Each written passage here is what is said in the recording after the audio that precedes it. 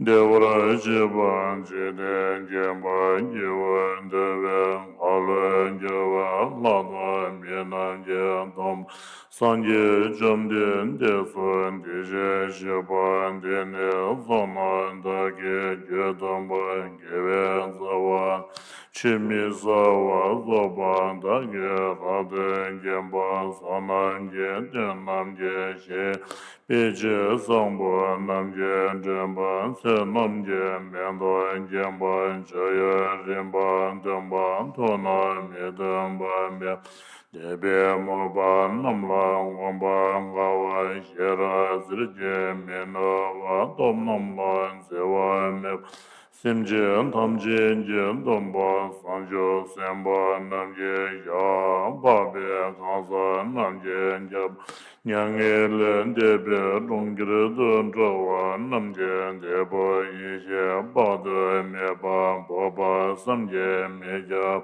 song nambra daba yanye ba kujen chumi sheba go zongba meba doba dage mago sodage nyewa mago ba song meba dada mandemba dongra dale nambra zhawa Pongbo dale rabda nambran jawa khamnamda mide ba jinje nandam duba dam dinde jeba yongso durwa dale namban jawa siba len jawa chowa lenga ije yongso zoba deba da maja bada dada jave sanje jimdende namje yishi lanyam Nyangye len debe la mine ba yang da ba ni jen ta la ne ba sim jen tam je la sik be sa la shu ba de da ne san je jum den de je gui she be yun de yang da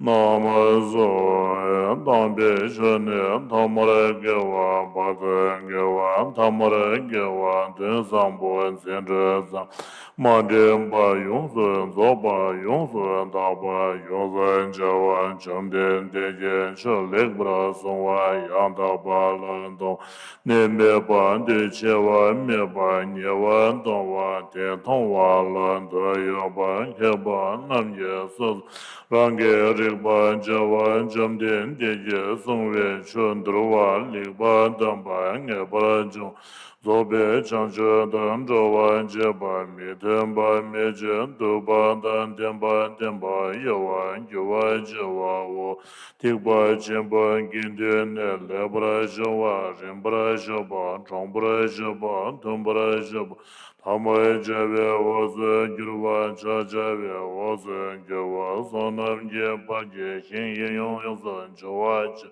jin be ne zhen ge ba gun de yang jin be ne Gyalwa Jembo Zhangza Wandan Jeje Shabandan Jeza Yeva Guye Zowa Yewa Jungzen Dage Jeza Wan Tamje Zobe Chanje Jema Lewa Zashi Bunshi Jungshe Menda Rira Lishe Nyende Gemban Sanje Shinde Mide Buwa Yen Droga Namda Yin Choba zemje namje zamba no voye jedra jedra wan chejo domo deba chuje golo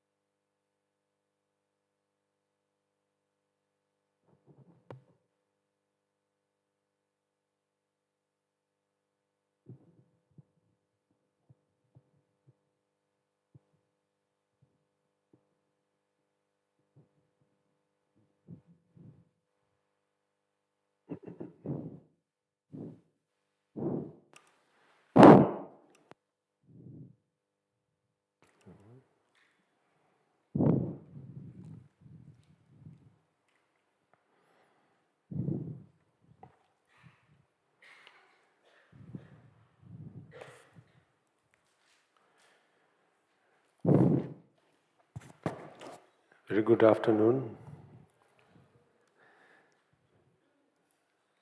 and then also many greetings to all the viewers. I hope all of you are well also.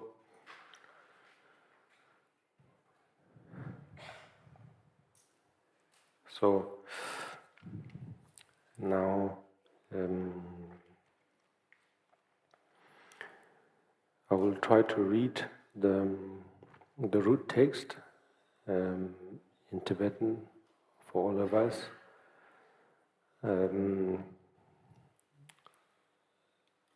In a way that is to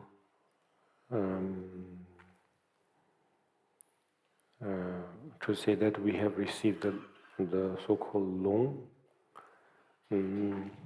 even for long, even to be able to read the long, a certain capacity is required, because otherwise, of course, we can let a recording take place, meaning that probably it is nothing but just that sound. Yes, even if it's just a sound, there is still something. But nevertheless, there is a difference when it is coming from someone who has this great kindness for others and great respect for oneself, and so therefore it's also not that easy, to read. But nevertheless, for our case, we probably make do with whatever is available. So, from that point of view, probably I have every right to read, simply because it's available, So, so from that point of view, then I can read also. Then, in terms of the meaning, then it heavily depends on us in terms of how we utilize this knowledge, not just information, but knowledge, Buddha Dharma. We may be able to make use of it in a way that is very, very awakening, enlightening. Otherwise, it could be very simply a time-passing thing. So, yes, it's completely up to us.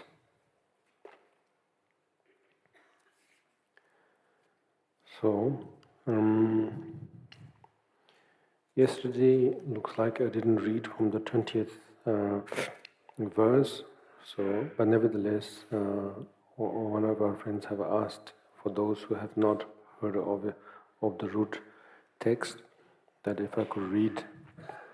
So I'll read just a little bit, and then from there we see how it goes. So, the 8th chapter about Samten, Liu Jeba, Samten Temba, Tetara, Sundu Jenny in a thing and then send number you minimum Chevetan don't send them by a number you want me to even Jitem position number top so the Chabajita. You saw the 70 timber upon the Teven the Dayumbol and Kevin the Tarchabaji, Shinera the Dimbel Hondo Gunyam, number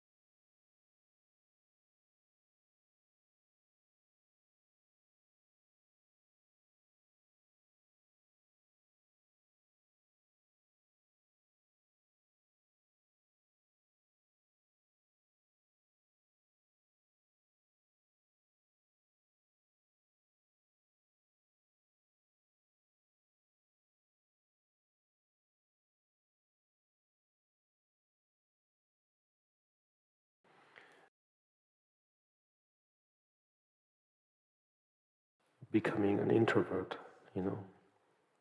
because that's how we could think. That Buddhism is a way to sort of, because maybe there are words like, in English, words like seclusion, so then, and therefore it's an escape to justify thinking that it's good to be alone, it's good to be just by oneself, and even the practices like the retreat and so on are a means to justify that, and therefore we could develop not so healthy attitudes. So instead, in progression, one could say, focusing on what is the opposite of jhana, or clarity, or what qualities or what mental qualities helps us to quiet our mind.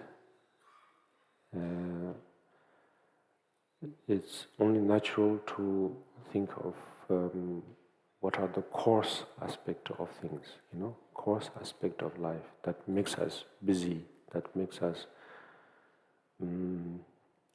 what did I say yesterday? Dunzi, a Tibetan word, busyness. What makes us busy? What makes us buzz? And then from the coarse aspect, then slowly into the more subtle aspect of things. And by focusing on that, then we simply recognize, and through that recognition, then, to some of us, if physical seclusion makes a difference, we can, if we have the condition to do that, to utilize that, we do that. And to some of us may not be able to have such conditions, yet at the same time, maybe all it takes is just the realization that there is not much point to get distracted, and therefore then without literally seeking for physical or literally seeking for solitude, then from the core aspect, then we are able to find that space. And so therefore, then from the very first verse all the way, then we are being guided by Shantideva to make us recognize and realize what are these coarse conditions that distract us from being able to generate proper enthusiasm, one could say, because it's sort of, according to the structure, it seems to be like a lead-up, All the previous chapters, the very close one that we've had behind us is that of joyous effort. So now how do we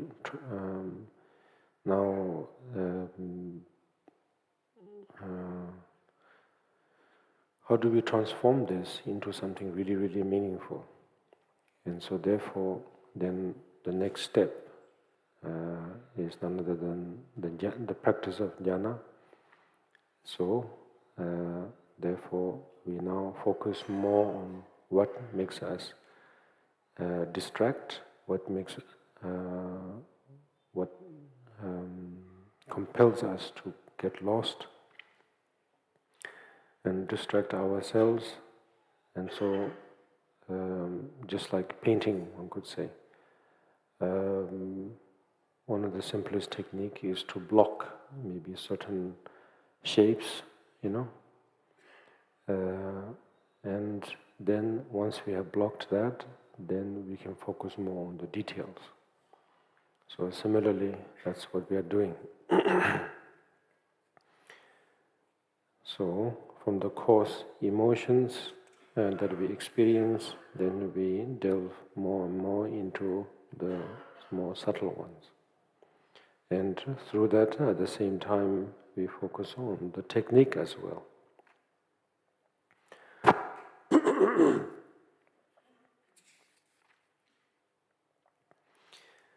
At the heart of it, then it's very important to remind ourselves that in order to venture into this delightful journey of the Bodhisattvas, or the ways of the Bodhisattvas, the very first step, as I said yesterday, is that of the not just an idea, but this very, very curious thing called renunciation, which is not a bad thing, truly a sad thing, but it's this very factor that gives vitality, gives enthusiasm, that one could say it's this renunciation understanding that makes us more open and at the same time more motivated towards meritorious activities, and at the same time become more courageous, more, one could say, more patient, and then eventually become very joyous in doing things that are challenging, I suppose. Challenging is a little bit general a term, but in this case, challenging in terms of stemming from what I said yesterday, from doing something, and from there, then doing something that is either remotely connected or directly connected to awakening. So then, from there, then eventually it leads to this. So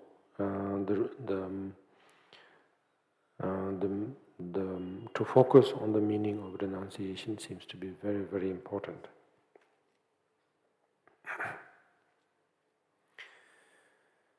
Then we begin to appreciate whatever kinds of conditions that seems to manifest in front of us. We could feel that these conditions manifest due to our hard work, that's also fine, or that it came spontaneously or by accident, that's also fine. Those of us who are maybe a little bit more used to the traditions of Buddha Dharma, then it's possible to think that these are also the qualities of kindness or compassion or blessing of Buddhas and Bodhisattvas, and that's also very, very good. So these conditions rise,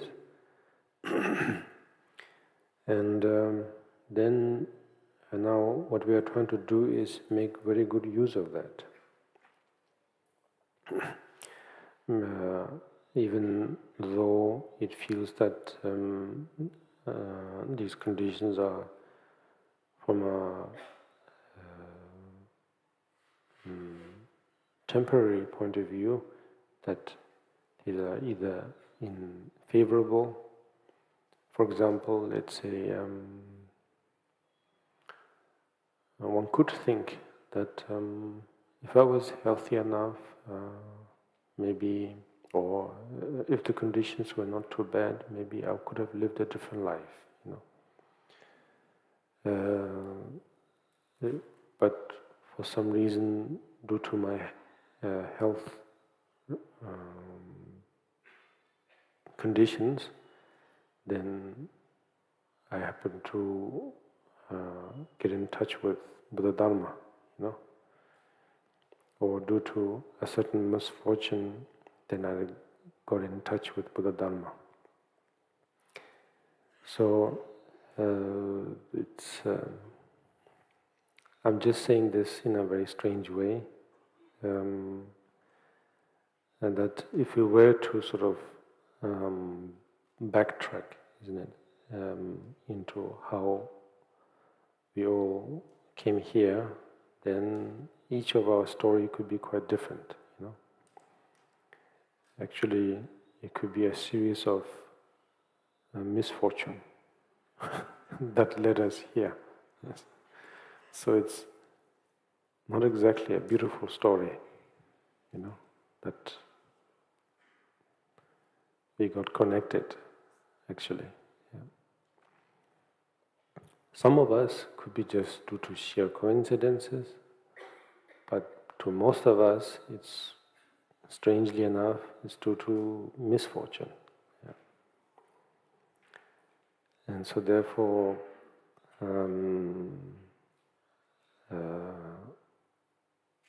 if you think in that way, it's kind of weird. Yes.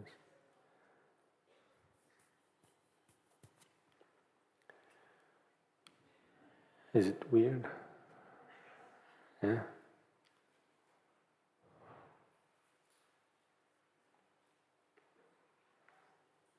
Maybe we are not so lucky. We are the unlucky bunch. Yeah.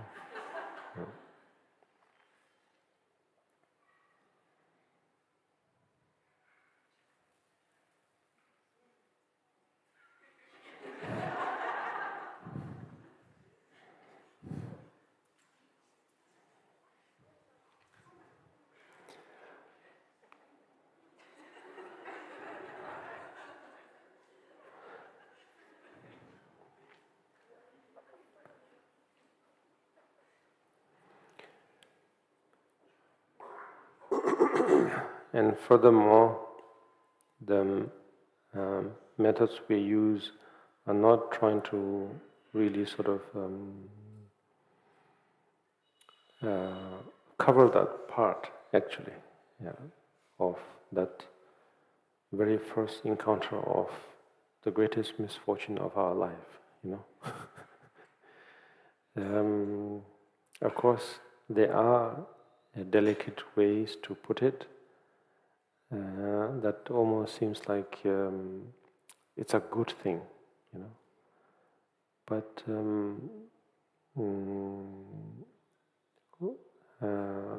one way or the other, one of these bodhisattvas are somehow like someone who's very annoying,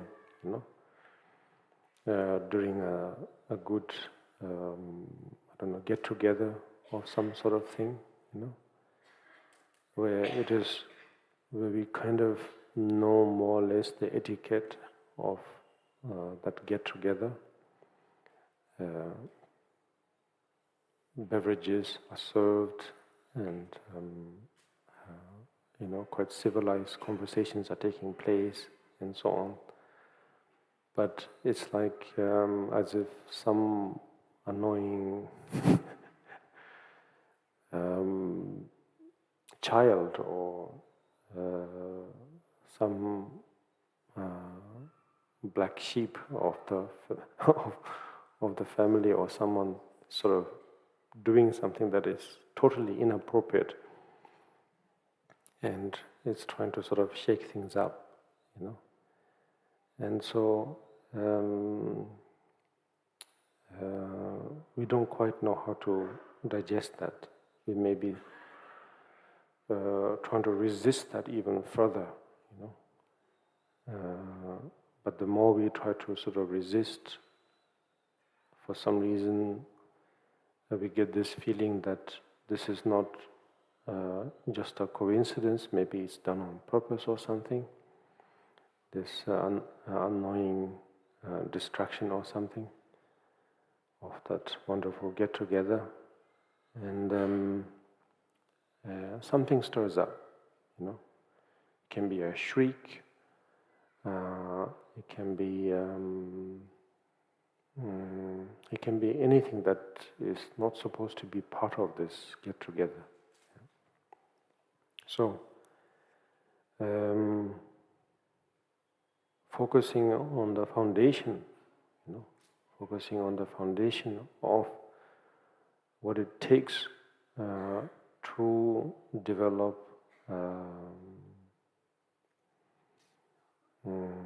renunciation is Ngenjung or Dorje or something. It's kind of annoying. Dorje is a Tibetan word, but I did say something yesterday already. And so it's kind of annoying. It's never appropriate, There's no right time for that. It's like saying, okay, let the joker in now, and let the comedy begin, sort of thing. There's never really an appropriate time. It's always the wrong time, actually. And then from there, then something happens. It sort of triggers us. Initially, we feel that, I don't know, we're trying to keep our composure. Particularly the host is most embarrassed, and so on. But nevertheless, something happens through that. Yes. And so in this case,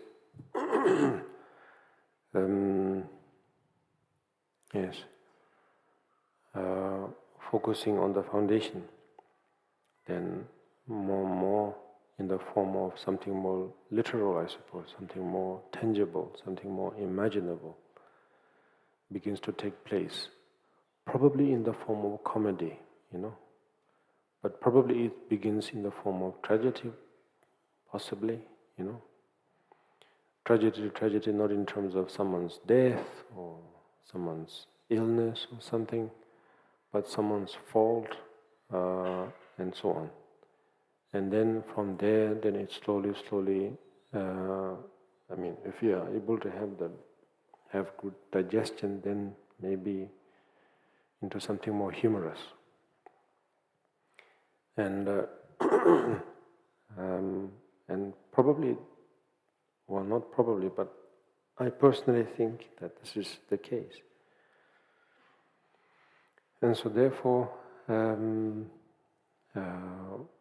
the techniques that one uses in the form of focusing on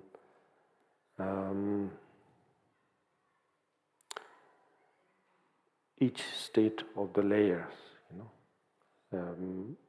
begins to be very refreshing. Yeah. We have lots of layers. So you did the onion? You? Okay. Huh? Okay. This is wonderful. I loved it, yes. Initially I didn't see it, but I'm so surprised that there is no smell. It's not tearing up my eye. Yeah, was it?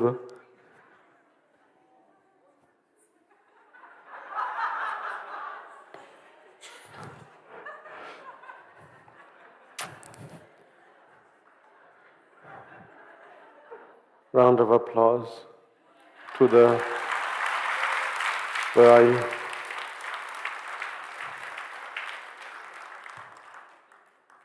Please rise to the amazing.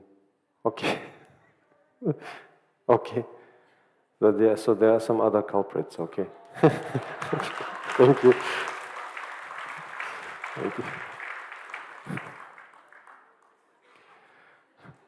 Yes. Halfway through the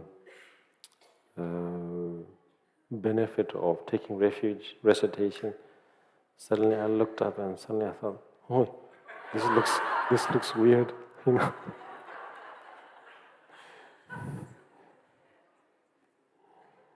That's beautiful. So there are lots of layers. Yes. Lots and lots of layers. Lots and lots of layers. And yes.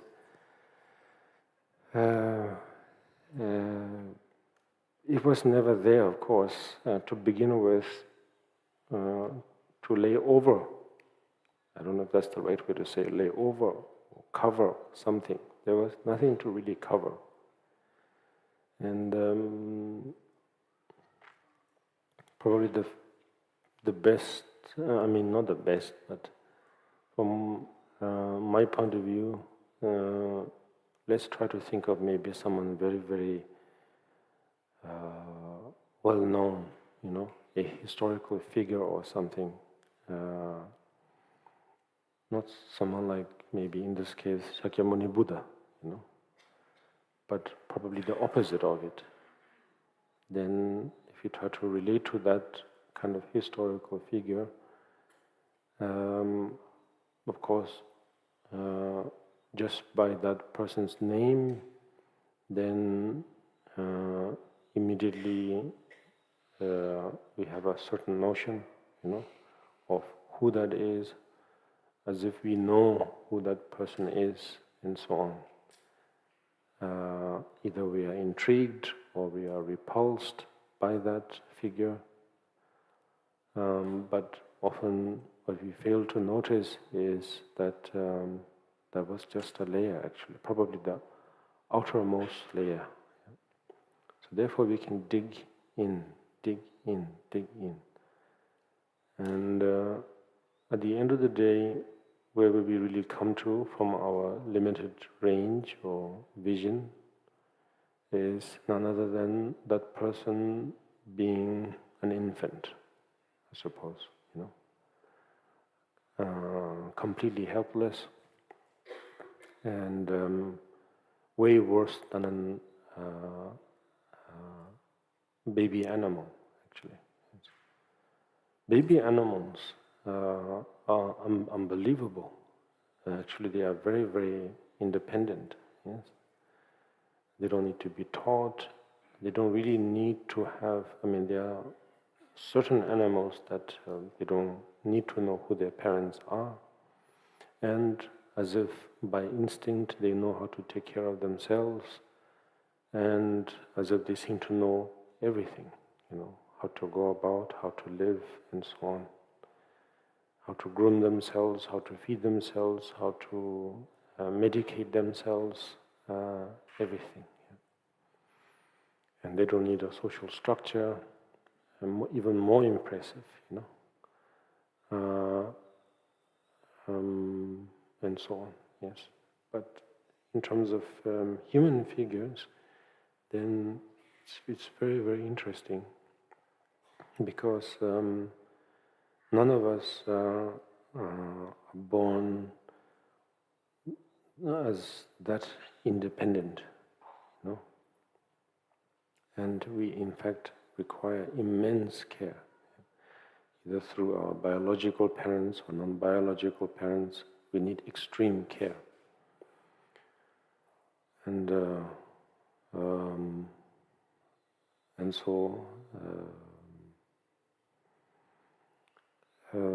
if you focus on that aspect, then it's a state where we just cannot really say there is something, that needs covering, because there's nothing really to cover. Yeah? And the word the English word that sort of rings in our head is innocent or something, or baby,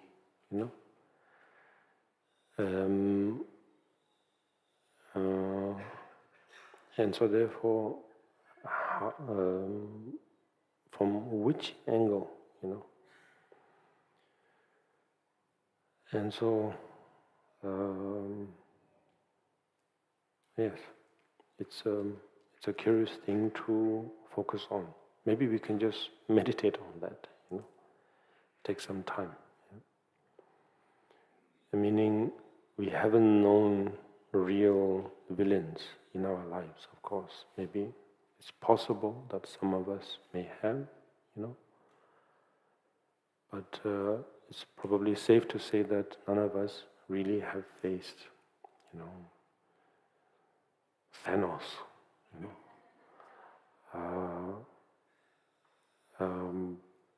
or something like that. It's just the best villains we have faced are our best friends, or the closest sibling, or the closest parent, or the other way around, the closest children or something, And so that's why from the first day I was saying something about that circle, because yes, there are historical figures of this and that, and the great Genghis Khan or this and that, But so what, It doesn't really bother us, But it's the person that we think we know. Simple as that. I thought I knew you, That's the one, And it's the greatest layer, one could say. And we are just sort of completely overwhelmed or completely taken by that, by that exterior or that layer, and we have just no experience to, not to say penetrate, but to have the sense to think, how did this all come into being, And so, of course, if you have a friend or a therapist or something, then maybe we can deconstruct, That's why I like baking bread, because bread is the utmost layer, one could say, But then you are kind of deconstructing that, when you really get into baking. You have to think of all kinds of conditions. Yes. And so, therefore, it will require for you, before I said bread, because I might get too intricate into that, I might lose myself into that subject. So, please put a ticker or something so that you can help me backtrack.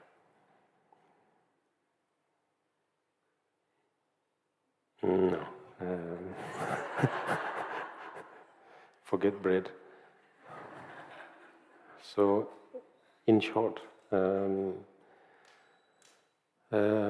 yes, one can still talk about deconstruction, and so the various. It's not really an onion, of course, but nevertheless, it's about some sort of deconstruction, I think. Yes.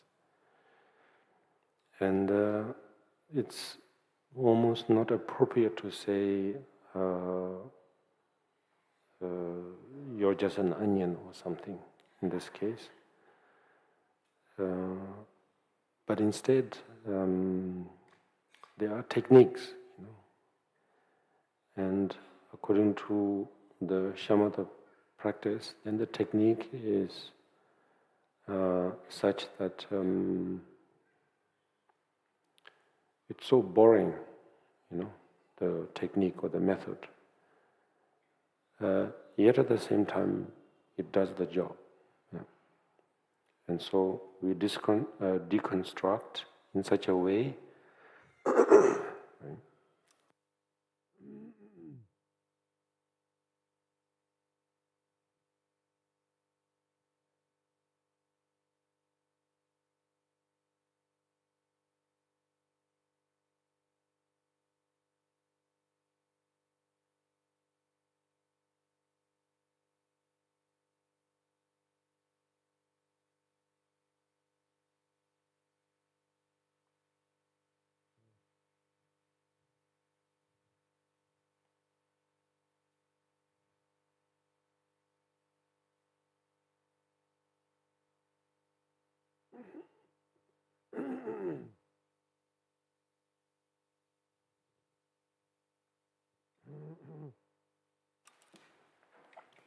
So we deconstruct. The techniques of deconstruction is such that then we try to think of, well, in this case,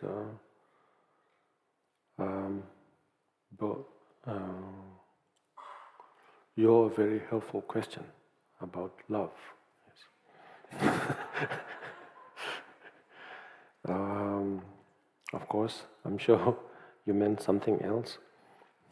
Yeah, but nevertheless, attraction, I suppose, And therefore, yesterday I was saying something about becoming good friends, And so therefore, deconstruction, yes, seems to be very, very interesting. Yeah. Because probably it's the outermost layer or the magic is none other than that art of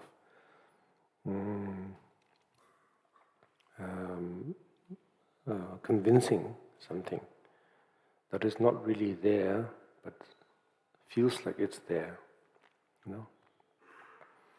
And so when we deconstruct that slowly, but surely, then at best we can say we can be friends, And strangely, because in this strange life of mine, I was spending more time on films rather than on Dhamma text. The things I can remember are films, And so one of the forms of deconstruction I can think of is RoboCop. The earlier versions, And so the idea is kind of fascinating because you can only be friends after seeing just the organs, and nothing more. Anyway, the trial was there.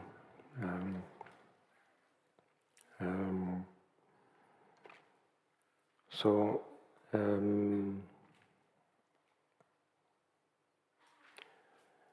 I don't know if it can be the idea of utopia, of a perfect health, the idea of a perfect health, the perfect society, the perfect friend, the perfect family, the perfect friendship, so on and so forth, that we all try to look for, yes? The perfect beard. You're in my line, so I could think of the two of your beards. I cannot grow. I've tried. And it's all scraggly and very disappointing. Oof. Yes. You too seem to have very good foundation. Not up there, but down there, you know.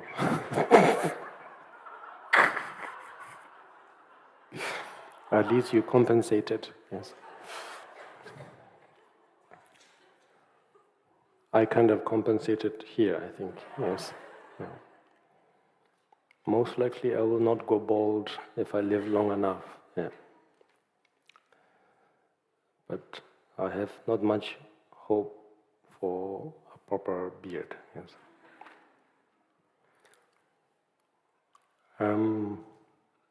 Anyway, where were we? Construction. Deconstruction, yes. Yes, deconstruction, RoboCop, yes. Something Murphy, yes. Anyway, when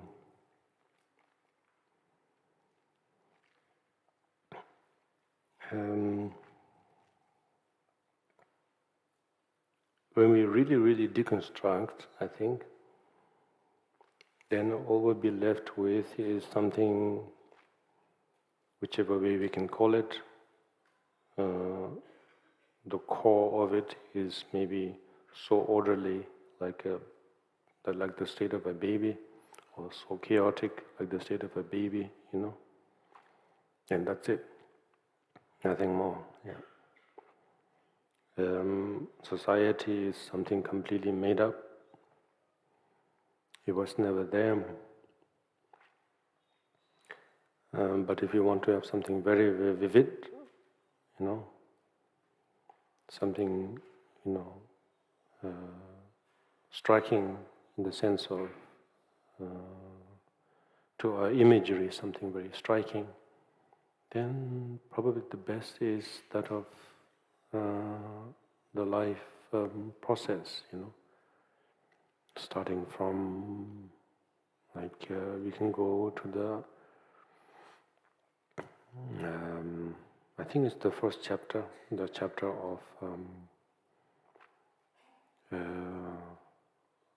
in the Abhidhamma-kosha, I think,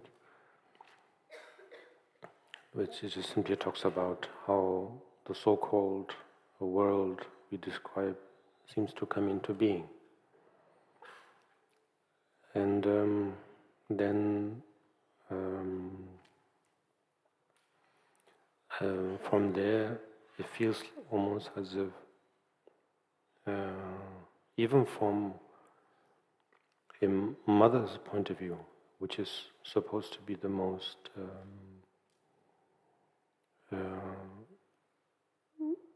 supposed to be the best medium to express love, you know. Even from that point of view, the object or the target of compassion or care or love is in such a state that you almost feel confused, in short. To feel that I'm supposed to love that, I'm supposed to care for that, I'm supposed to give up my life for that, you know. Because there are times when the so-called being comes to manifest in a physical form, and the only two terms that are remembered by now is Nurbu and Merbu or something, which is when the physical sort of state begins to manifest in the womb. And so, if you have an imagery of that, you know, more than the, of course, by the time we have the ultrasound or 3D scan of a face, or, you know, determining the gender or something, obviously then we are, you know, from from the father's point of view, oh, I have an heir or something, but way before that, if you think about it, then there is nothing really to feel that I'm going to love these two lines of veins, because the first thing that sort of really takes place is two lines, isn't it? I suppose two arteries, maybe, And then, for some reason, they seem to come together and sort of in the middle, and voila, we have the heart,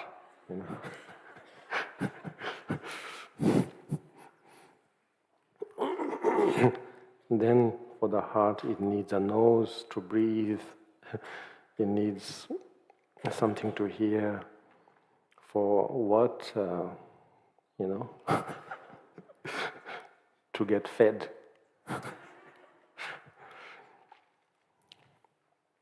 Not the Italian, but more the Indian,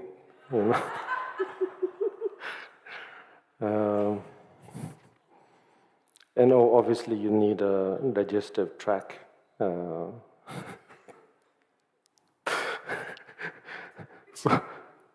So yes, so I don't know, way before the ultrasound, if you can produce those images and show it to the parents, they'll feel, I'm going to love this. I don't know how, or I'm supposed to love this, give up my life for this, So it's, the foundation is, or the so-called in this case, the forced out foundation is kind of strange, I think. And so it's kind of like, I'm trying to sort of bypass the skeleton, the literal skeleton, which of course, strangely, those two veins or lines somehow happen to transform into bones. How? We don't know. And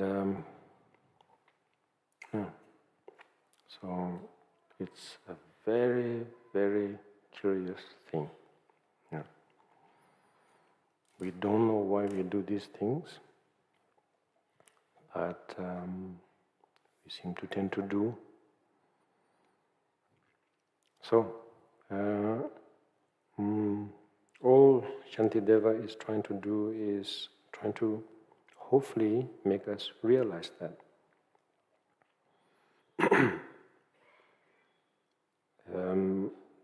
Then make us question why we label things, Like,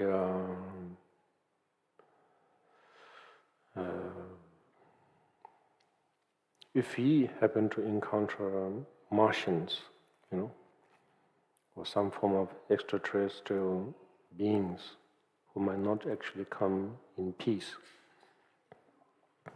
then maybe we might feel a sense of solidarity towards all humanity or something, But till that time comes, then we have to fill up the space, the vacuum. And so therefore we kind of have to feel, sort of take care of our boredom in a way. And so therefore then we think in terms of our race, our, from the largest, from the coarse, most coarsest, is it, or from the most coarse state, then slowly down we can zoom in terms of race, or maybe first to begin with realm, then race, then I don't know, many other sub aspects of things. But the practical thing that we can use is probably the closest thing we can come down to before it goes into the quantum aspect of things, is none other than thinking.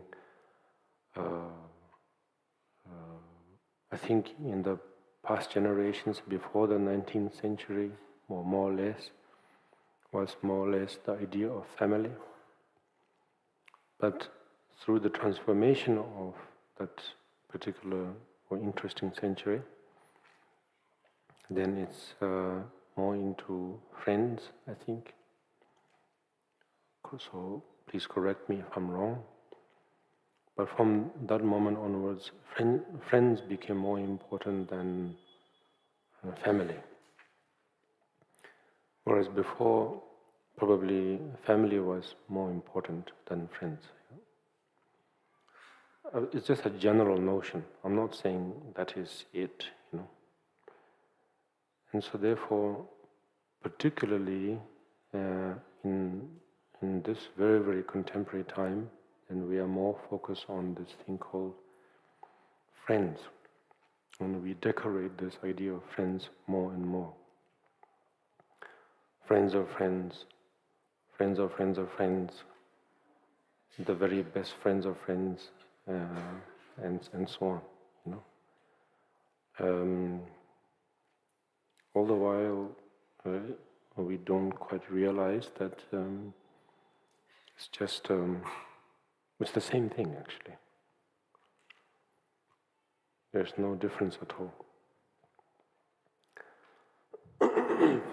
So then, now we can go back probably to the idea of family,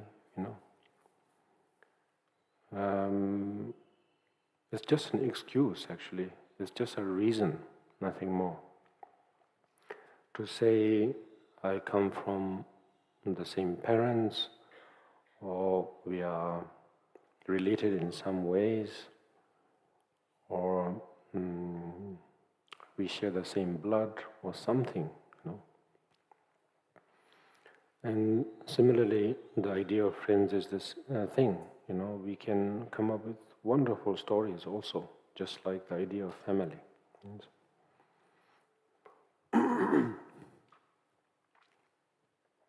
But, sorry.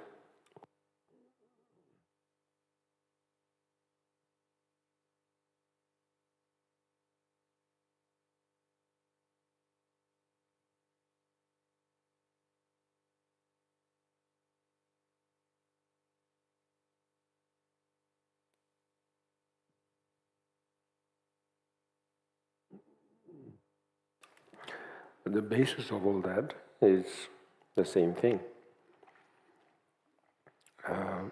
We were not known to each other, but we were just complete strangers, actually, to each other, to begin with,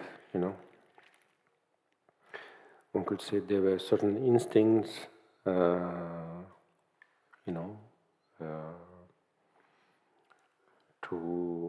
to seek for warmth or to seek for nourishment, as what we could say it's a survival instinct, and so on and so forth,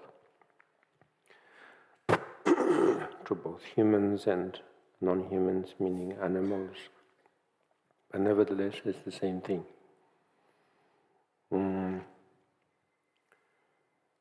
And we don't quite know how it really, really begins. Yeah. In this case, maybe proper love, I suppose.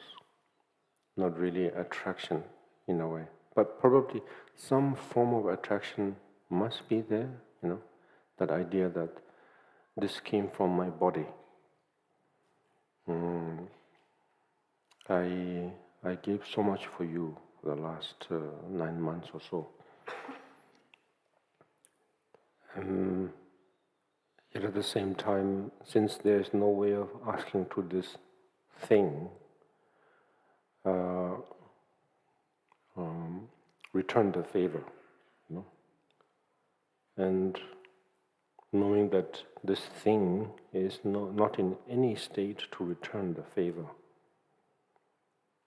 Probably that triggers something, I don't know.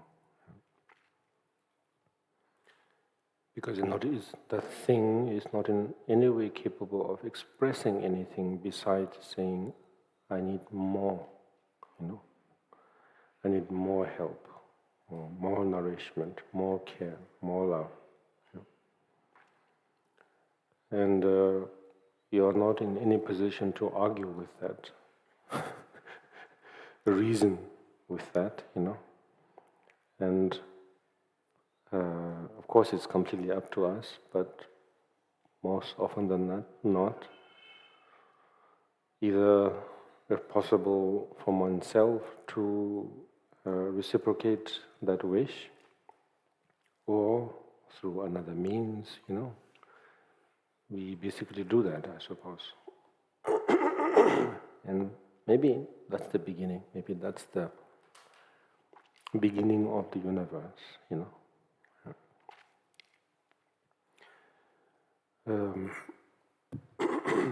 So, now, friendship, family, all those things are, in this case, then probably it's quite understandable to feel that it's just an excuse, you know. There's never really two friends that are completely equal also, you know. Or they are not really two cousins or two siblings equal also, even though they may be twins, actually. It's a funny thing. If they were absolutely equal, maybe it could be very interesting. Often, well, at least from my point of view, you can argue, but from my point of view, I think they're not really equal. It's like if you have two friends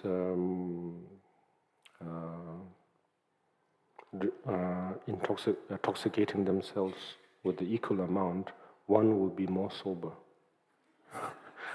And therefore, the friendship never really lasts, I suppose, because the one who has more tolerance will often end up taking care of the other, you know.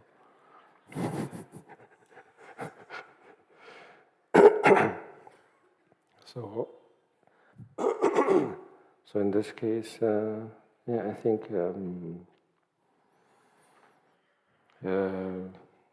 yes, siblings, friendship, it's not really equal in a way. It always works according to that,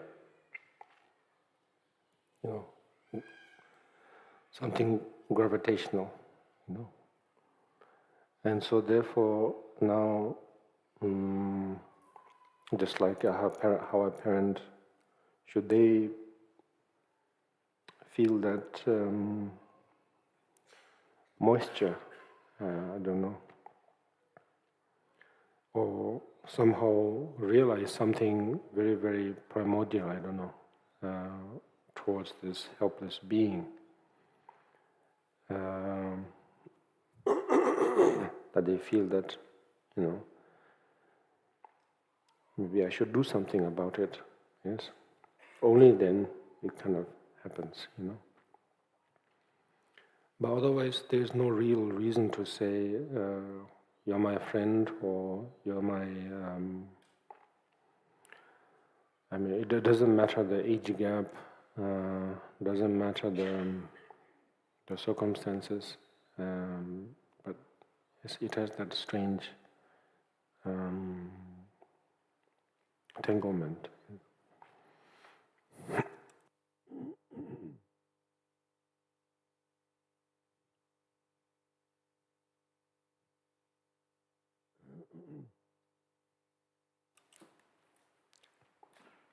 Anyway, I'm saying all of this to soften up blow when we have to meditate the techniques of, or should we come across the technique of meditating on on this method to develop jnana through the means of various samadhis, And so, for the sake of user-friendliness, then it says, okay, focus on what we think is most ideal and most wonderful, and the thing that we are looking for, and deconstruct that, degenerate that, age that, and then see if it's still desirable, if it is still worth the energy to spend on,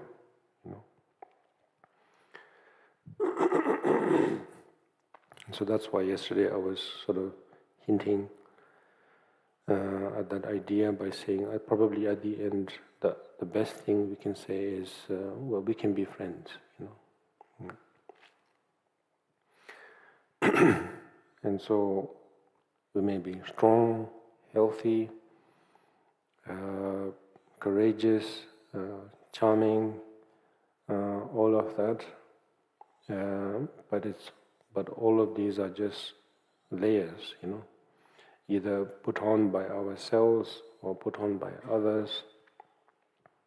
We don't know, but it is safe to say that it's just layers, yes.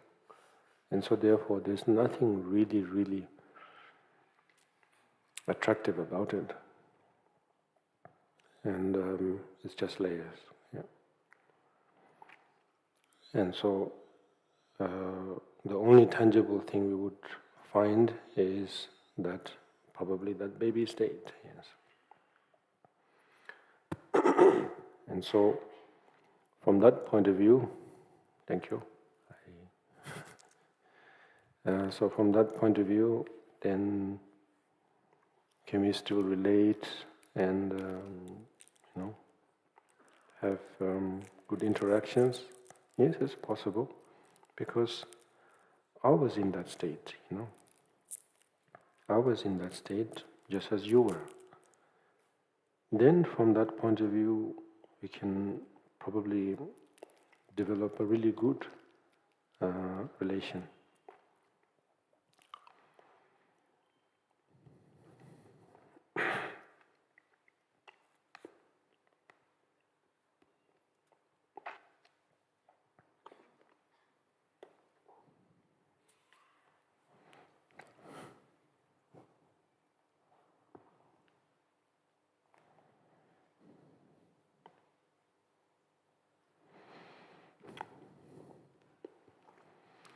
Any questions?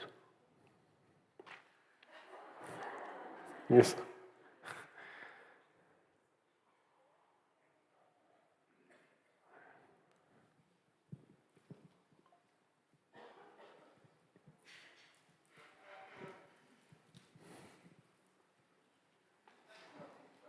There, at the back.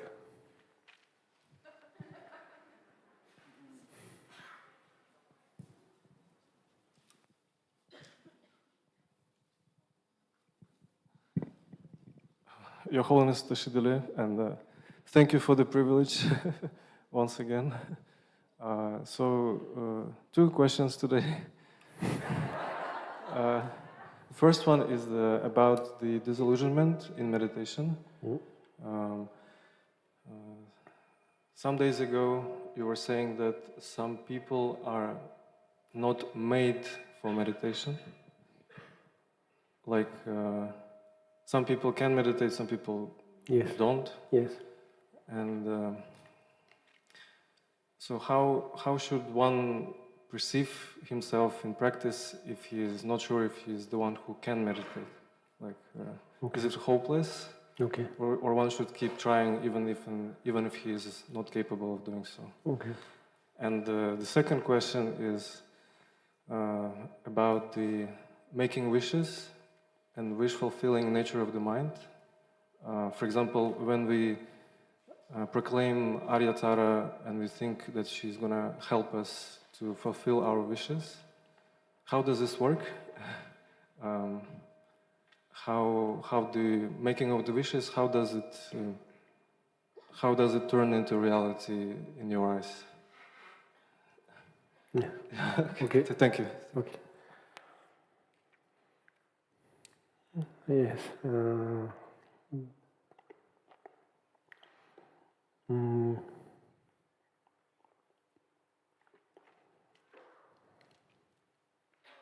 I think those of us who are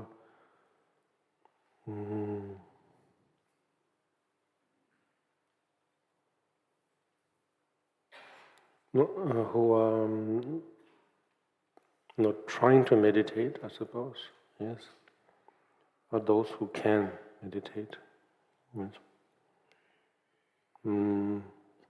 But I'm putting all this in a very blunt way, yes, and all of you can correct me. But those who feel that I've been trying to meditate all this time, and yet nothing seems to happen. Probably there are some blockages for them, you know.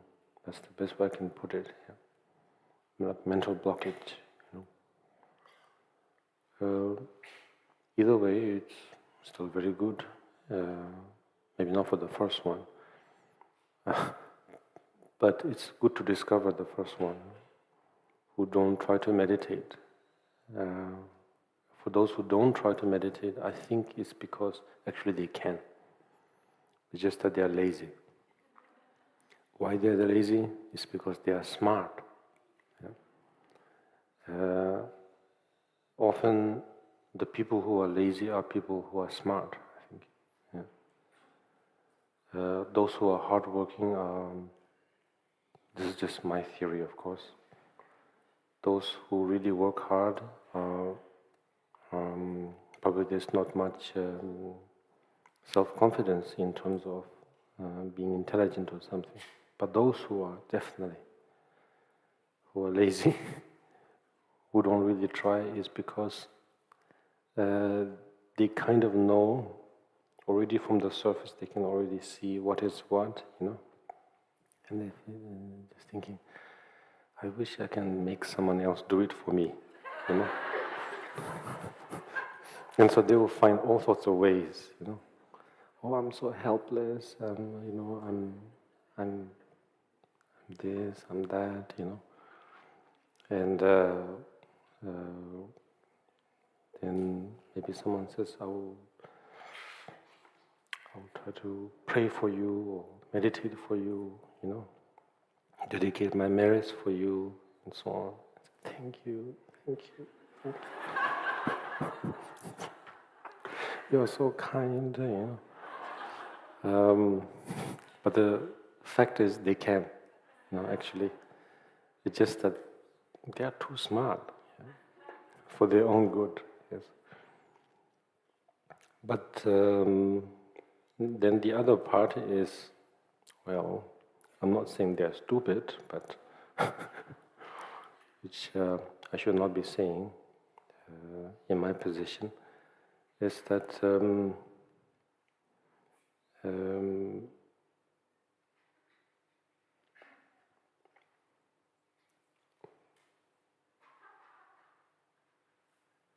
something happens. If one of your finger is injured or something, you know,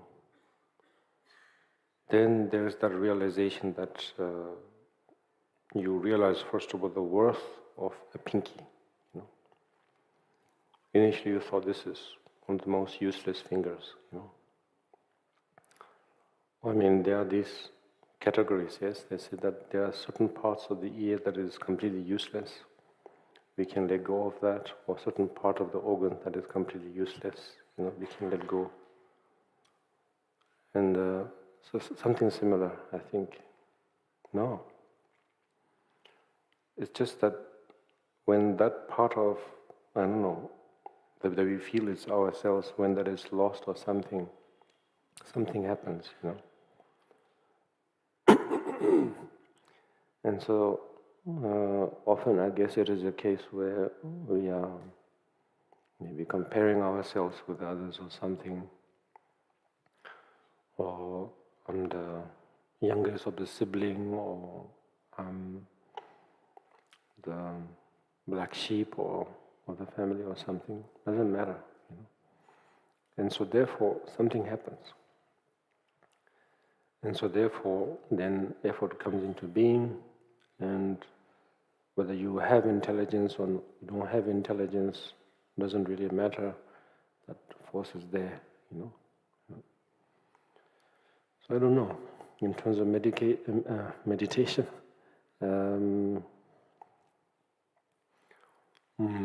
on one hand, I feel that anyone can meditate, actually.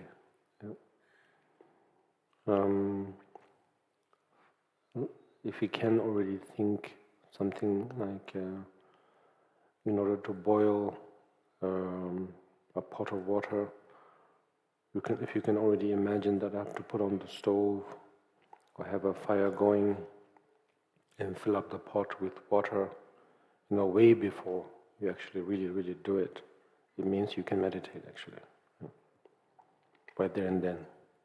You may not have a particular clarity of how well you can focus, but right there and then. So you're kidding yourself to think that you cannot meditate. So, yes, anyone can meditate, actually. So, in this case particularly, according to this chapter then, we can, particularly if we are, for those of us who have come to this state of life or age or something, and that means that we have seen so many, we have experienced so many things, and so therefore, if we were a completely helpless child, let's say, we would have not come this far, right? Actually, it's not possible. No matter how well we will be nurtured to survive, to live, we will not come this far. And so therefore it means that there is something, And so therefore we can meditate, therefore we can reflect on what is to embrace, what is to abandon, Even though that very practice may not have been so skillful or so appropriate till now, because we have done those things also. We have tried to embrace many things already, ideas,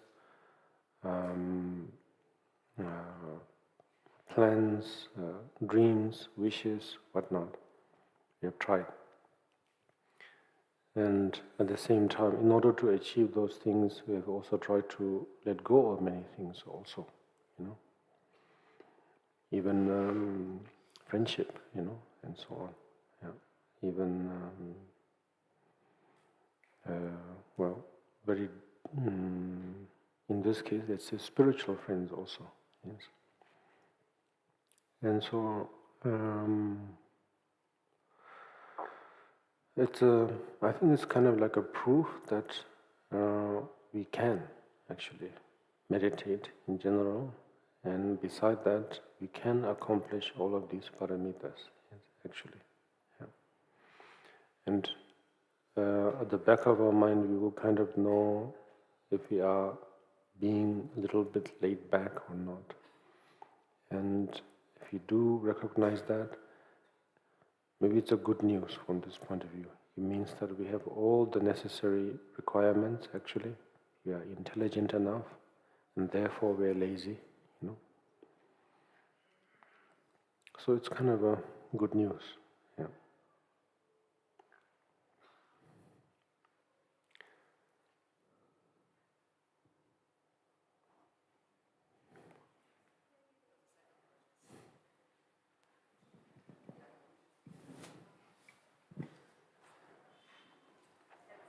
Yes, after this, we'll come back. Thank you so much. If I constantly feel this desire to take care of someone, all these layers, I'm not sure that I fully understood the metaphor, but regarding this idea that someone is stronger and someone is weaker, my own idea of waiting to care while also maintaining a distance. How do I keep balance in all of this? Thank you. Thank you. Yes, in the context of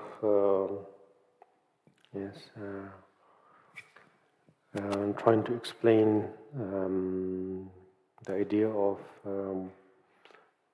how the idea of family and friends come into being, I try to portray it that way. Yes. Fundamentally, of course, there is no superior or inferior or any of these aspects at all.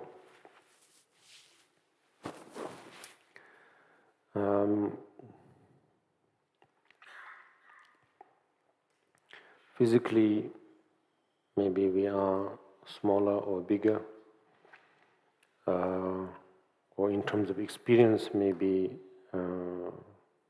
we may have, some may lack and some may have a little bit more. So yes, in terms of within a social sort of context, yes, in order to really feel for somebody, it's difficult, you know.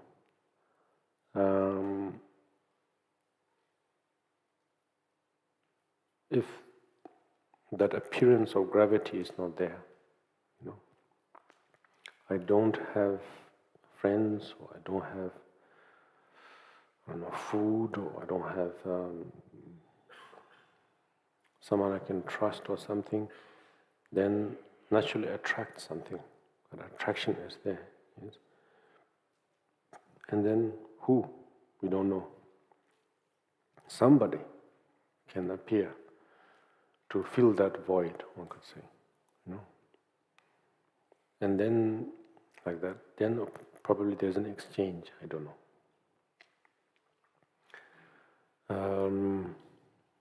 But in absolute sense, one could say, is that obviously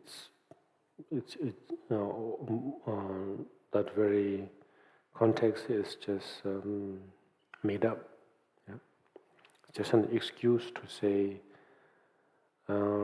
this time round I'm your friend, this time round I'm your father, this time round I'm your mother, this time round I'm your son or daughter, or something. Yeah? And the context changes, of course, very rapidly also. Suddenly it is a case where the children are looking after their parents rather than the other way around. Yes. So in absolute sense, there is nothing permanent at all. But how that idea or that excuse, that reason, as we say, purpose, yes, what is my purpose, yes. So in that sense, yes, if someone's a stranger, even if someone is sleeping on the skin of a banana, you immediately feel, you know, or something, yes. Or someone is going to hit by run into a lamppost, you know. It's not because you're going to feel the pain, but in that very moment, for no rhyme or reason, you almost identify yourself completely with that person, and you feel something. Yes. I don't know. So ultimately, no, there is no difference at all. It's just in the context of explaining how the idea of the sense of belonging, you know, to say this is my home, a layer, yes, my friends, a layer, my family, a layer, my best of friend, another layer, and so many layers. No problem at all. We can add as many layers as we would like, no problem. Provided that we know what is at the core. You know? At the core, if you know that we're just nothing but, I don't know, 2 lines, you know, then hopefully those layers will be still healthy, good, and not turn into something else when that situation shifts suddenly. Yeah. Because according to this literature, the Shantideva says, one day you are friends, one day you are enemy, you know, very quickly. And this is not a case where Shantideva is trying to force some ideas, but it's a reality, yes. And all the source of, I don't know, pain, depression, sadness, worry, stress, all of it, you know, all of these anxieties come from that superficial feeling, yes. And so therefore,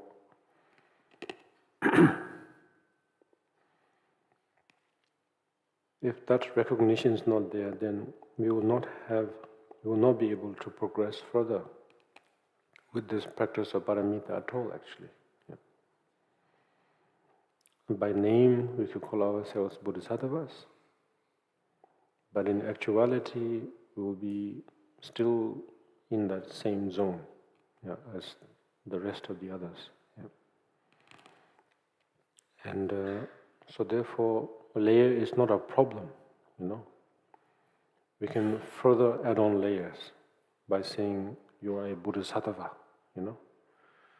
You are my spiritual friend, you are my spiritual sister and brother and spiritual cousin.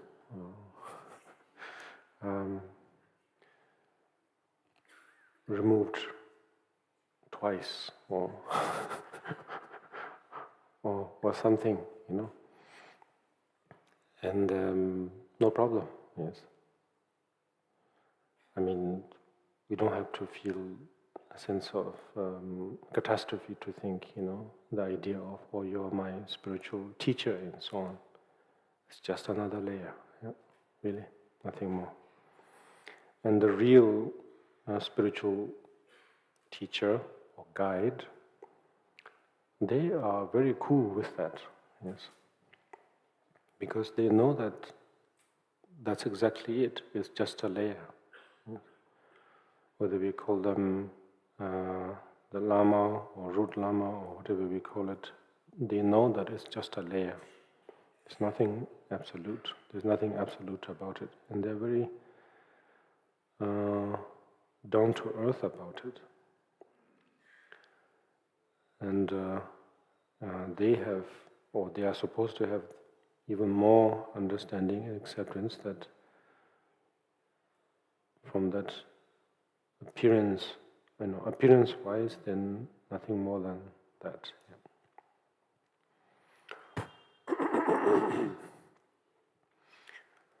Yes? I will come back to you. Yeah, I think she has just something additional.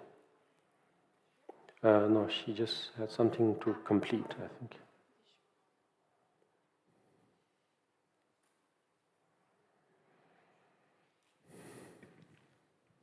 Thank you.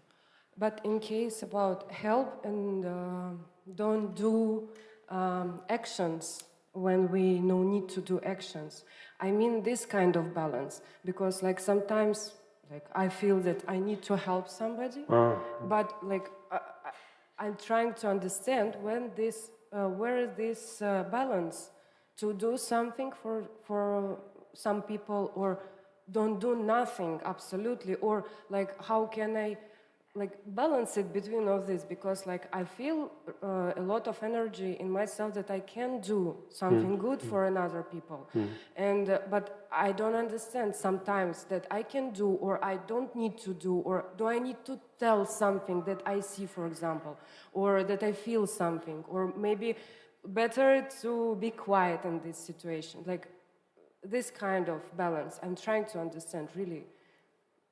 Yes. In this case, I don't know if there is a thing called balance, you know. I mean, one can say that, oh, you do what you can, you know, as a figure of speech of to portray the idea of balance, you know. But I don't know if there is a real balance here. You know.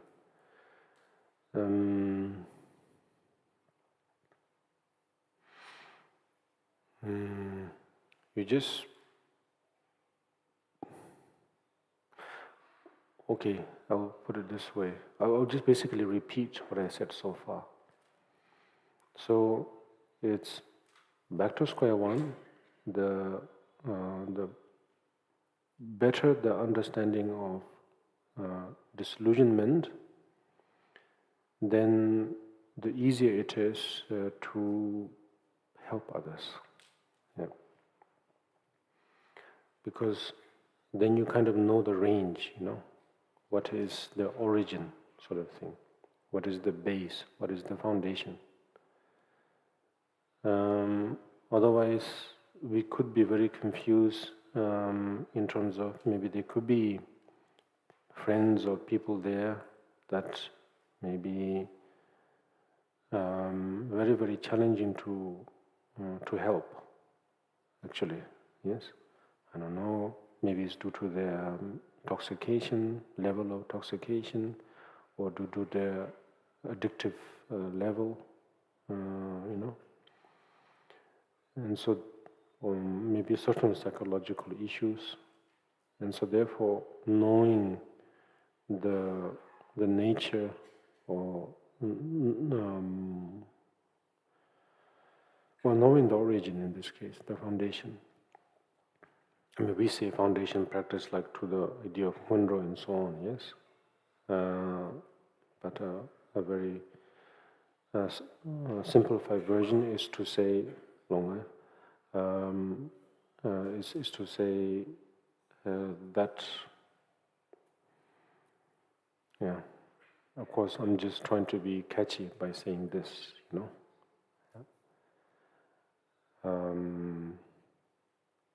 But if you can realize the habit, have a habit of remembering that, yes, then we know that furthermore, there's nothing one can do actually.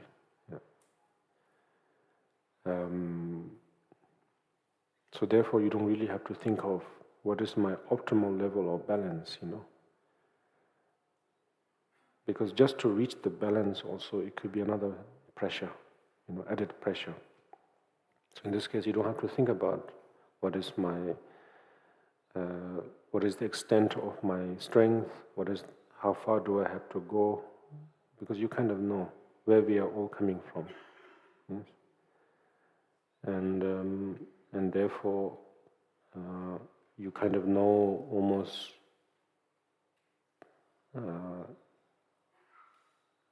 it's like instinctively you know, well, beyond this, there's not much point for me to say anything or to do anything, because, you know, there is nothing beyond that. And it is completely up to that person if he or she wishes to accept that support, accept that help. Yes? And therefore, then it's not saying you have suddenly you become numb, you know, suddenly you have become heartless, suddenly you have lack of courage, and so on. No, in this case, you did everything you could, and at the same time, you are not, diminishing your spirit in any sense. Yes.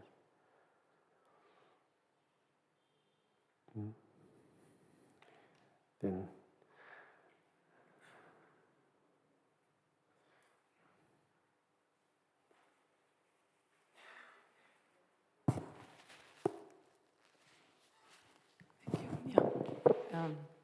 Okay, Karmapa. Yes, I saw, but she didn't. Okay. No worries. So can I ask? Yes, yes. Yeah.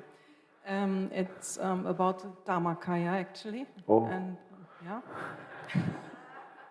It's, since a long time, I ask myself, because it always it's said that the Dharmakaya pervades all sentient beings. Okay.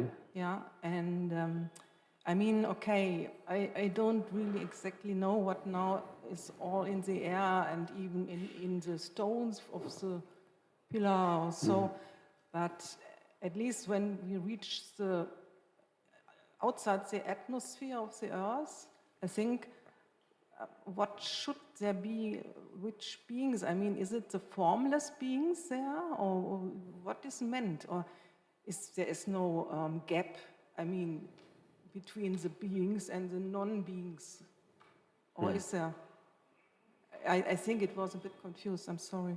No, it's, I like the idea. Yes. So, it's about Dhammakaya. Yeah, yeah. In terms of how, when you Because say if there is this, it's all pervading, so therefore how?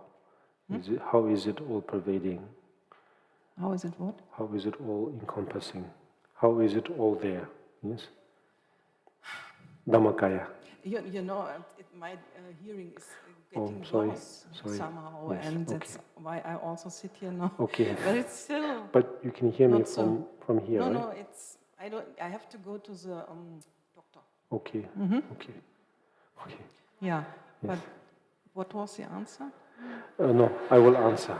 I will answer. No answer? Yes. Answer. Okay.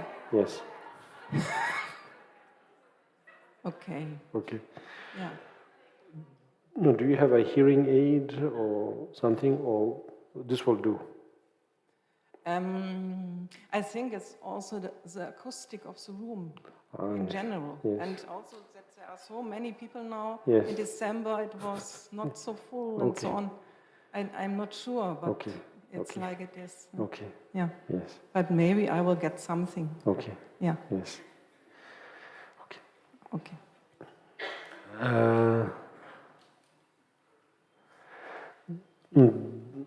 The term Dhammakaya is beautiful term, you know, a beautiful name.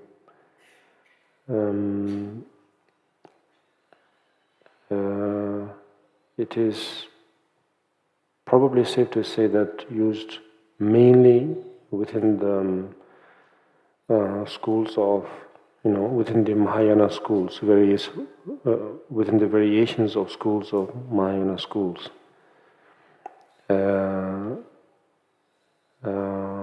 In order to talk about the other variations of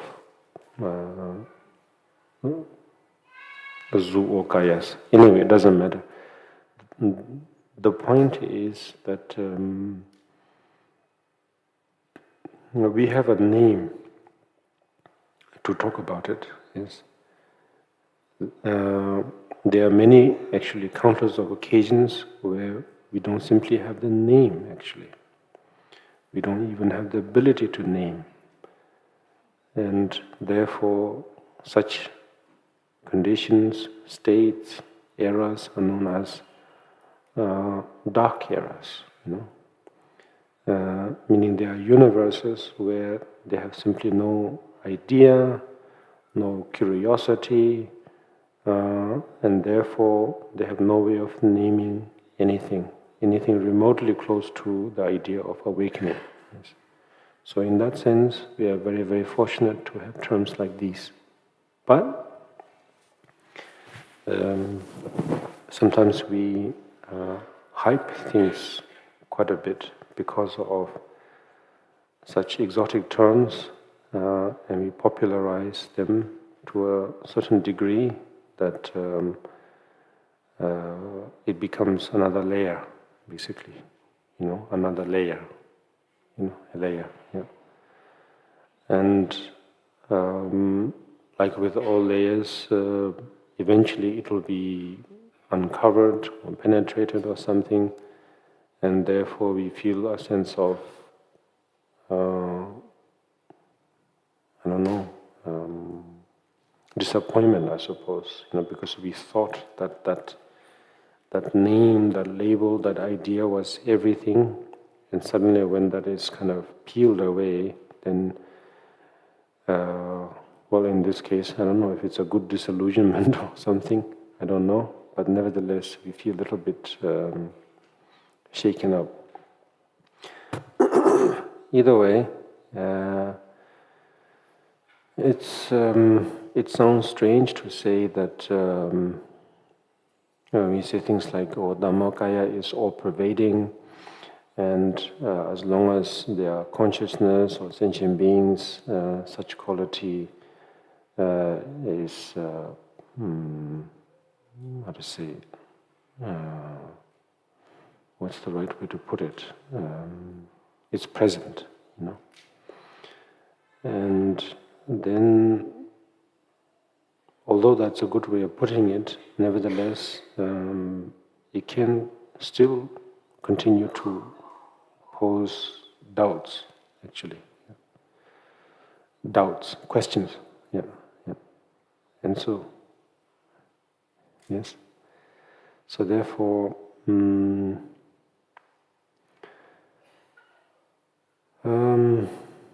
what is the best way to put it?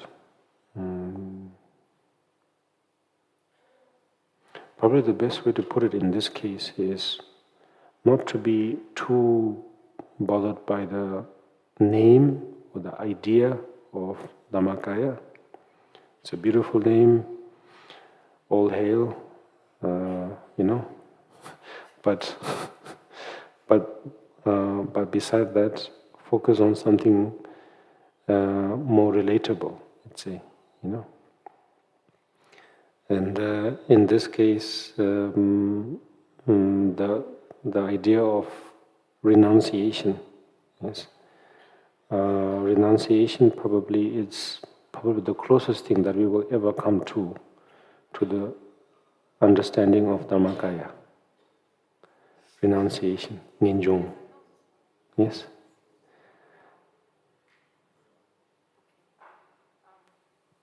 I will, after the course, there will be YouTube and with undertitles. Okay. And there I will get it, I'm sure. Okay. So thank you very much. You're most welcome. Okay. Yeah, okay. Here, this one, yes. No, here. Right here. Thank you, Karmapa. Actually, it was about the white Tara and the wish-fulfilling aspect that was asked earlier. Okay. And I was curious, maybe you already answered it. I just wanted to make sure, because it's interesting how it works. Thank you so much. So how the white Tara works? I think the question was from before about wish-fulfilling activity, yes. and how does it work that Wish-fulfilling, yes. Make these aspirations or these wishes to White Yes. Tara or to you actually, and just yes. interested. Thank you. Okay. Wish fulfilling.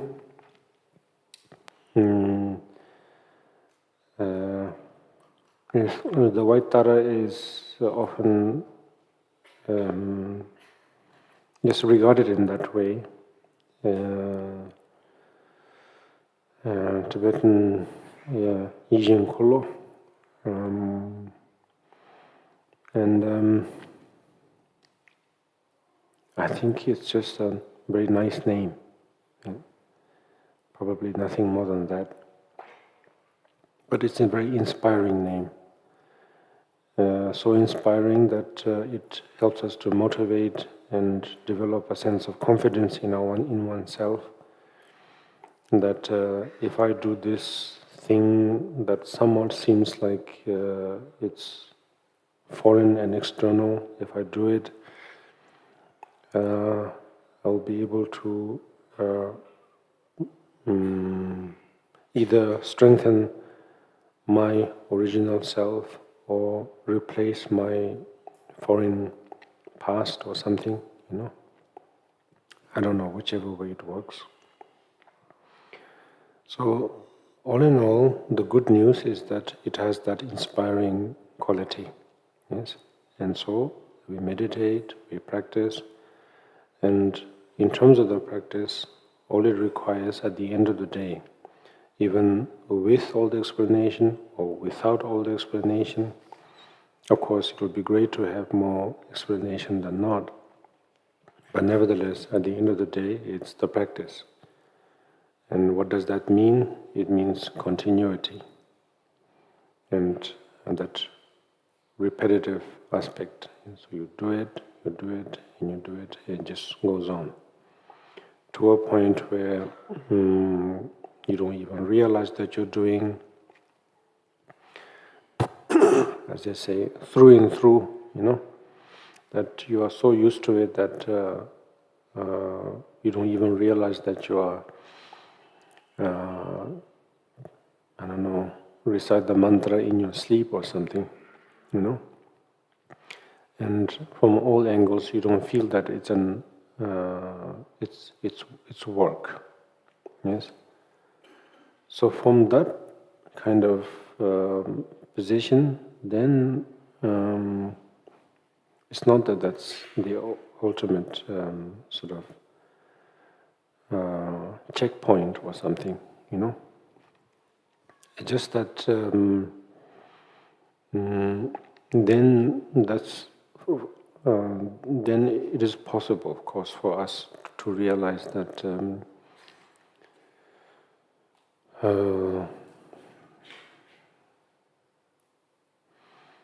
well, I've been here before, sort of thing, yeah.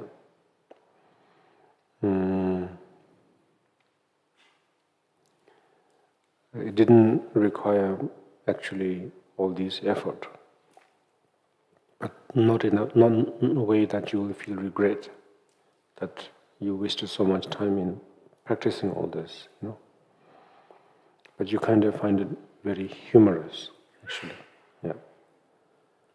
Well, probably that's the aha moment, yeah. That instead of crying about it or feeling why it was so simple, but why did I have to go through all that? Instead, you find it very comical, and you are able to laugh about it. Because why? Because you kind of realize that actually way before you actually even started this practice, way before this, that actually it was so simple, so clear to understand that it was right there. So in that way, I think that like the story of Arya Asanga's 12 years of retreat, probably it's a very good one,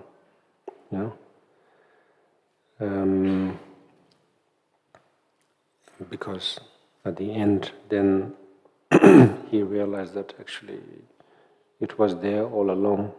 The Buddha Maitreya was there all along, actually, from the very, very beginning, way before even he started to meditate, or practice. And right now we may be in that state where we are trying to rush out of panic or out of fear or things like that to get there. But it doesn't matter.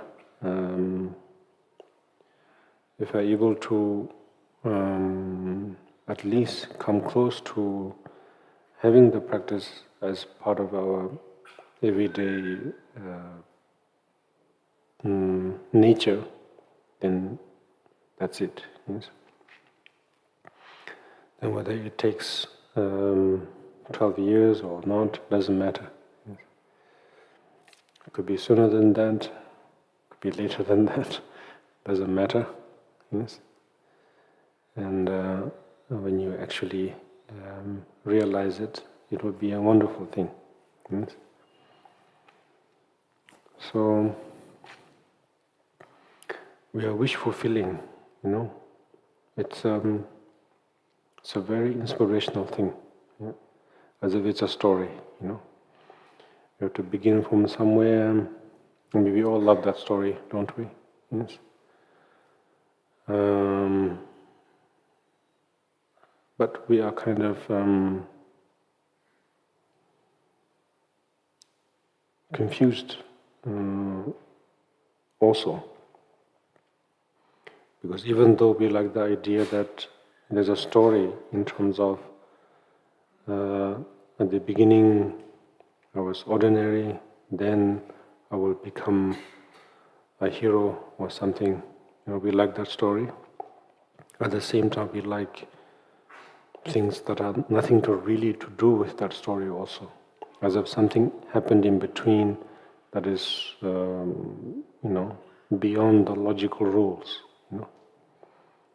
So that kind of shows that we really don't know what we want, actually, in some ways. Yes.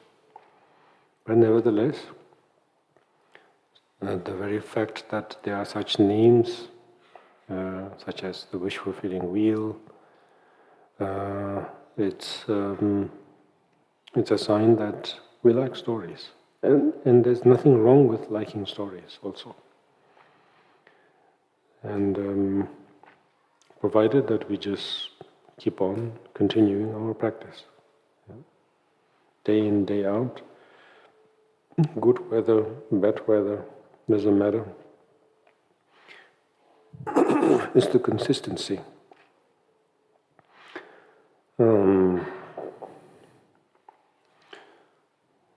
Again, I'm going to be showcasing, I'm going to be showing the ability of my analogy. It's like disease, How does various states of disease come into being? Yes? They come into being mainly from a medical point of view, one could say, through consistent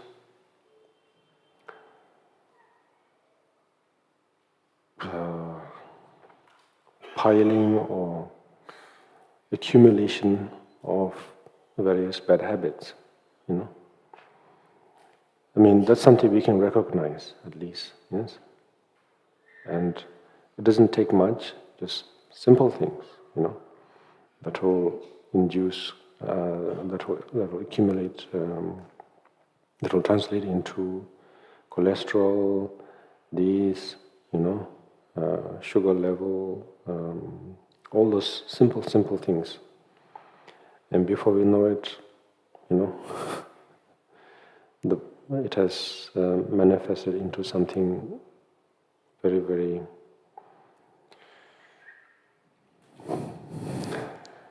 something big. Yes. So at least we can recognize that. Yes. So if that's a reality, then same thing. With our development of our mental clarity, it's the same thing.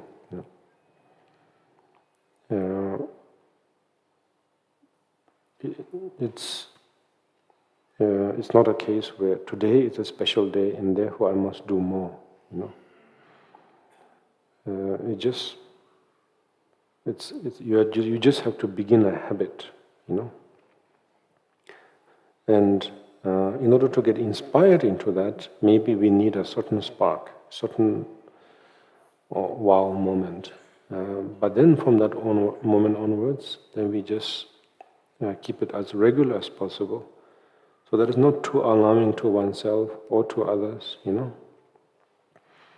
So as to seeking for recognition from oneself or from others, it's going on at the back, at the background. At the background. And before we know it, it's accomplished. Yes. So from that point of view, then there is no real wish to fulfill, or there's not even a wish to talk about in the first place. Yes. And that's how wonderful it will be, because if it is something you can get, it's nice, of course, but then now how do you preserve that? How do you secure that? Do you need bodyguards? Do you need insurance? All sorts of worries come, Yeah. So therefore, it says it's unfailing, It's because of that, because you never really needed to acquire it. Therefore, it's unfailing. Yeah.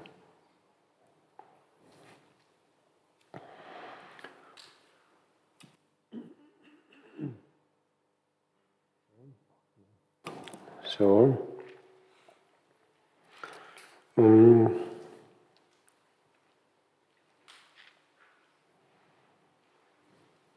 so in this case, then we make great use of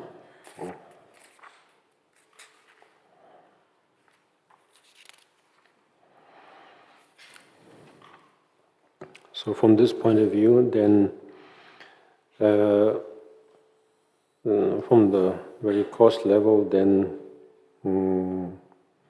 we begin to sort of now not be too bothered by busyness, and at the same time begin to appreciate whatever favorable conditions that we can acquire.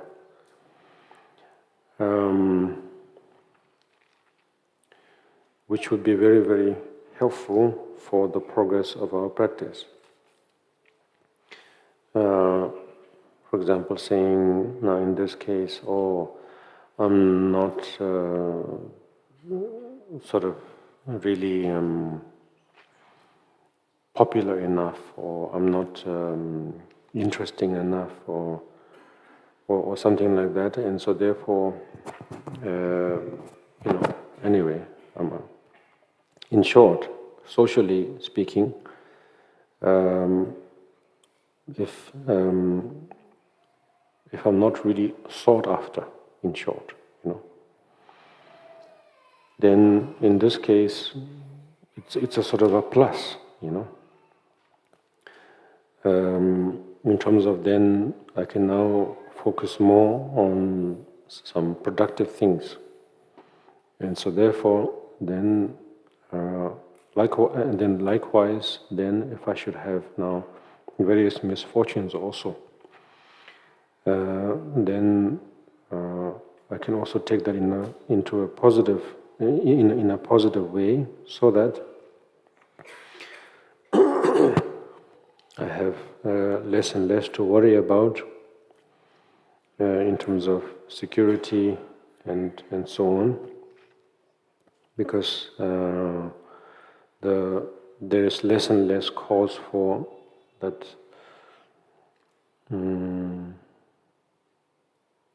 that need to feel that, okay, here I am, and these are mine, and so on. So then such practitioners, and then they would try to sort of identify more and more. It's not that Buddhism is trying to say, live a very, very pious life, live like a beggar, and so on, live homeless, and so on. Although, of course, many of the great masters in Tibet, almost up till the second Karmapa, one could say, starting from the period of, I think, when Mapalasa began to teach, Master Atisha began to teach, then great many, of course, to most of you, you would know as Kadampa teachers. During that era, of course,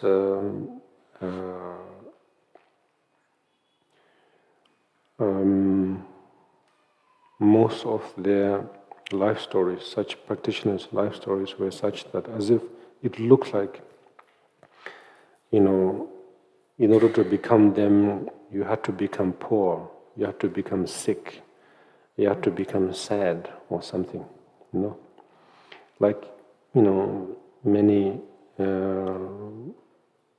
like in many different eras, such ideas come, to be spiritual means to become so and so, to be more or less in a minor state, I don't really think that's from those masters they were trying to say to the audience, to say, this is how to do it, Yes, they were just being very much themselves. They were not trying to portray a certain image, make a name for themselves, to be famous, to be poorer than your master or something, or to be more sick than your master, or something, so that you'll get the title, or recognize, or be recognized or something. No? They were just very simply, one could almost say caught up, yes. But basically they were just genuinely interested in being able to have the opportunity to focus on what they were really, really interested in. Nothing more. Like, I don't know which scientist it was that they said that he was wearing the wrong pair of socks, yes, for attending lectures and so on, yes. Or didn't really have much of a social, sociable qualities or something, It's not that they were trying to be not sociable or something. It's just that they were interested in one most beautiful thing. But that also doesn't mean that they were completely also stuck in an idea also. They just, I suppose, Tibet was a very good place, And there is not much entertainment in general. Maybe nowadays there's more. But even when I was there wasn't much entertainment. To see in a day 2 cars passing by was wow, And you would just wait and just, and that was already amazing. Yes. Planes, forget, Anyway, in short, there was not much distraction. It's just that right now, when we look back, then it looks like, wow, my goodness, they had to live such harsh lives and so on. But it was quite normal. The real interesting that one could do at that time was really to have the luxury to focus on Buddha Dharma. I mean, you wouldn't. None of us would be able to imagine how wonderful a rebirth that was, actually. Yes. But that didn't mean that they were not hungry or that they were not sick or something. No. All of them had lots of also equally great amount of social challenges, but nevertheless, they were not affected by that.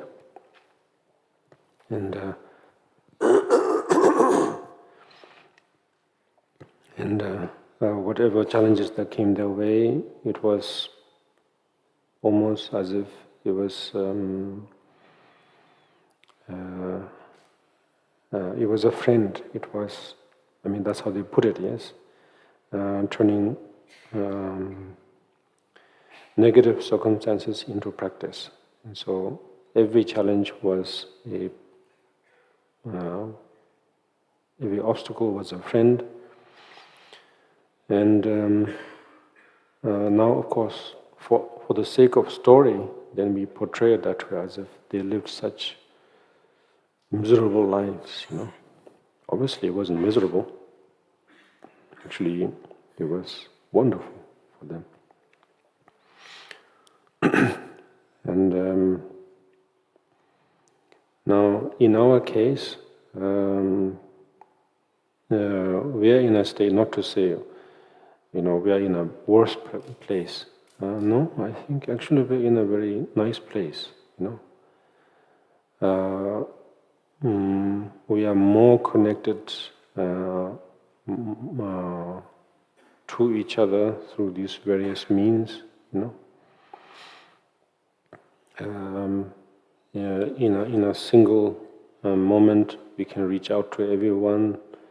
We can share all of our thoughts, no matter if you say, "Oh, those are being watched and recorded," and conspiracy of this or that. We have nothing to worry about. We are not disrupting the social, the social nature or anything. You know, we are completely harmless. We are not lethal. We are not lethal enough. So therefore, we can use all of these mediums and share all of our thoughts. Yet at the same time, through these technologies, we are able to,